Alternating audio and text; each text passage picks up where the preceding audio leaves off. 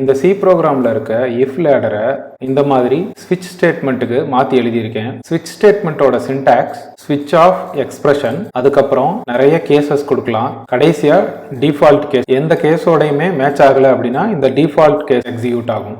பொதுவாக ஒரு எக்ஸ்பிரஷனை எவாலுவேட் பண்ணதுக்கப்புறம் கடைசியாக ஒரு ஆன்சர் வரும். அந்த ஆன்சரும் கேஸில் இருக்கிற கான்ஸ்டன்ட்டும் ஈக்குவலாக இருந்துச்சு அப்படின்னா அந்த கேஸ்குள்ளே இருக்கிற ஸ்டேட்மெண்ட் எக்ஸிக்யூட் ஆகும். எடுத்துக்காட்டா நம்ம இன்புட்டில் கொடுக்குற மந்த் 2 அப்படின்னா அது பிப்ரவரியோட மேட்ச் ஆகும். பிப்ரவரி கேஸ்குள்ளே இருக்கிற லைன்ஸ்லாம் எக்ஸிக்யூட் ஆகும். இந்த யூஸ் கேஸில் நமக்கு பிரேக் ஸ்டேட்மெண்ட் தேவை. பிரேக் ஸ்டேட்மெண்ட் நம்ம கொடுக்கல அப்படின்னா எந்த கேஸ் மேட்ச் ஆகுதோ அதுக்கப்புறத்தில் இருக்கிற எல்லா கேஸுமே எக்ஸிக்யூட் ஆக ஆரம்பிச்சிடும். இந்த மெக்கானிசம்க்கு ஸ்விட்ச் கேஸ் ஃபால் த்ரூ அப்படின்னு பேரு.